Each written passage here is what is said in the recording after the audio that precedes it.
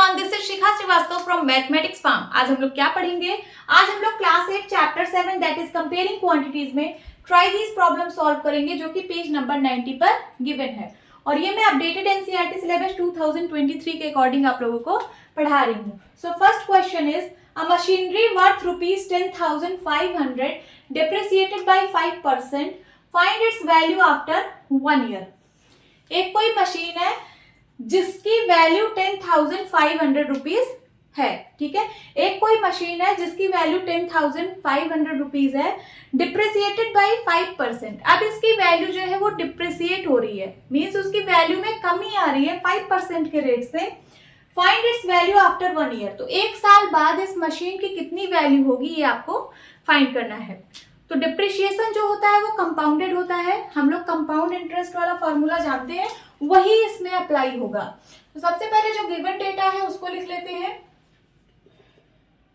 ठीक है। पी की वैल्यू है ₹10,500, ठीक है, डिप्रिसिएटेड बाय 5%। रेट गिवन है 5% एंड टाइम गिवन है 1 ईयर। 1 ईयर, ठीक है। आपको निकालना है ए की वैल्यू, ठीक है। सो इसका फॉर्मूला हो जाएगा a is equal to P 1 minus R upon 100 की पावर n। यही होगा ना। देखिए इस मशीन की अभी मान लीजिए मैंने आज मशीन खरीदी, इसकी प्राइस इतनी है, ठीक है। अब इसकी प्राइस में कमी आ रही है 5% के रेट से, ठीक है। तो मैं एक साल बाद इसको बेचूंगी तो इसकी कीमत कुछ कम हो जाएगी कि नहीं? तो अभी P की वैल्यू ज्यादा है, A की वैल्यू जो एक साल बाद आएगी वो A की वैल्यू है, A मीन्स अमाउंट, उसकी वैल्यू कुछ कम आएगी। तो कम कैसे आएगी? तो यहाँ पे हमें माइनस लगाना पड़ेगा। डिप्रिशिएशन में हमेशा माइनस लगता है फॉर्मूले में। चलिए वैल्यूज पुट करिए, आ जाएगा answer.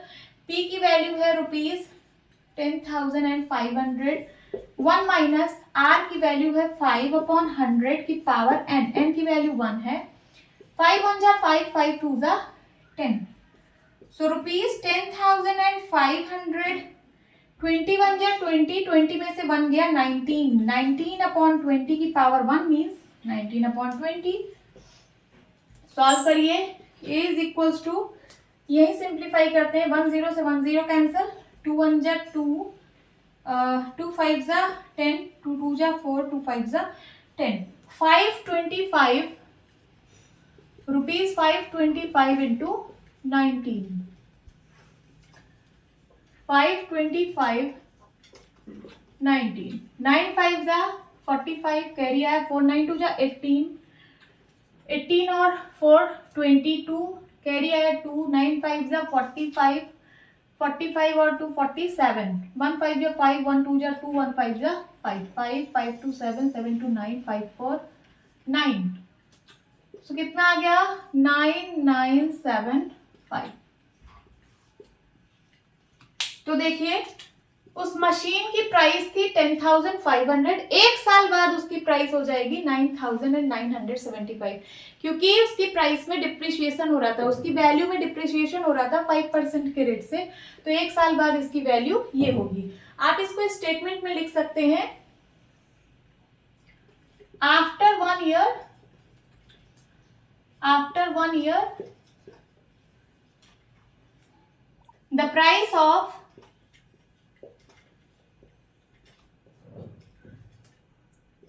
machinery will be ₹9,975. This is your answer. Now second question is, find the population of a city after 2 years which is at present 12 lakh if the rate of interest is 4%। देखिए आपको किसी city की present population दी गई है, ठीक है। Present population 12 lakh है। 2 साल बाद आपको बताना है कि उस सिटी की पॉपुलेशन कितनी होगी, ठीक है। जैसे आप बैंक में पैसा जमा किए आज 12,000, तो 2 साल बाद आपका कितना अमाउंट हो जाएगा? तो ये आप लोग कैसे निकालते हो आप लोगों को पता है, ठीक है। अब यहाँ पे आप लोग कंफ्यूज मत होना कि सिंपल इंटरेस्ट है कि कंपाउंड इंटरेस्ट है। तो पॉपुलेशन किसी भी सिटी की हमेशा कंपाउंड में बढ़ती है, ठीक है। तो हमेशा आपको कंपाउंड इंटरेस्ट वाला फॉर्मूला ही यहाँ पे लगाना है। तो क्या क्या डेटा गिवन है, चलिए लिख लेते हैं। प्रेजेंट पॉपुलेशन मीन्स P1 मान लेते हैं प्रेजेंट पॉपुलेशन को 12 लाख, ओके। और क्या गिवन है, टाइम गिवन है n की वैल्यू 2 इयर्स, और रेट ऑफ इंटरेस्ट गिवन है 4%। आपको 2 साल बाद उस सिटी की पॉपुलेशन निकालनी है। 2 साल बाद की पॉपुलेशन को मैंने P2 बोल दिया, P2 को फाइंड आउट करनी है। आप लोग अमाउंट का फॉर्मूला पढ़े हो, when interest is compounded annually. क्या होता है formula, amount is equals to P1 plus R upon 100 की पावर n। यही फॉर्मूला यहाँ पे भी लगेगा, ठीक है। यहाँ पे जो A है वो P2 है और जो P है वो P1 है, ठीक है। तो यही फॉर्मूला लगा देते हैं, P2 is equals to P1 1 plus R upon 100 की पावर n। समझ में आ रहा है? तो चलिए P2 is equals to P1 की वैल्यू है 12 लाख, 1 लाख में 5 जीरो, तो यहाँ मैं 5 जीरो लगा देती हूँ। देन इंटू 1 प्लस R की वैल्यू है 4 अपॉन 100 की पावर n की वैल्यू 2। 4 1 जा 4, 4 2 जा 8, 4 5 जा 20। कितना आ गया, 12 1 2 3 4 5 इंटू एलसीएम ले लीजिए, 25 1 जा 25, 25 और 1 26 अपॉन 25 की पावर 2 आएगा, ठीक है। आगे सॉल्व करते हैं, इसको इरेज करती हूँ। अब आ जाएगा P2 is equals to 12 lakh into 26 upon 25 का स्क्वायर है, मीन्स 26 अपॉन 25 इंटू 26 अपॉन 25। चलिए सिंप्लीफाई करते हैं, 5 से डिविजिबल है ये और ये, तो 5 5 जा 25, 5 2 जा 10, कैरी आया 2 बन गया 20, 5 4 जा 20, देन 1 2 3 4 0। फिर से 5 से कटेगा, 5 1 जा 5, कितना हो जाएगा 5 4 जा 20, कैरी आया 4 बन गया 40, 5 8 जा 40 एंड 3 0।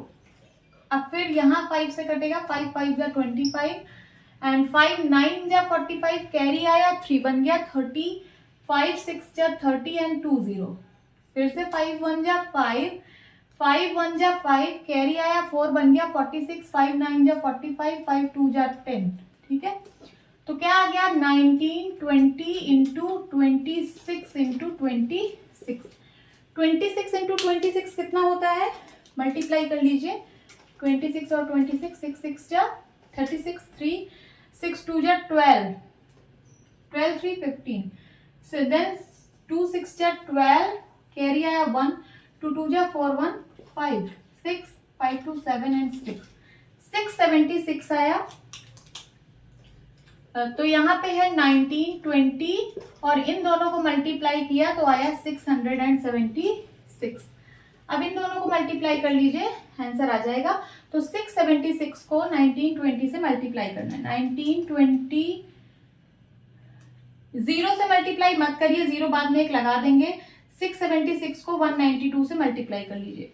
2 6 जा 12, कैरी आया 1, 2 7 जा 14, 14 1 15, कैरी आया 1, 6 2 जा 12, 12 1 13, देन 9 6 जा 54 5, 9 7 जा 63, 63 और 5 68 6 आया, देन 9 6 जा 54, 54 और 6 60, ओके।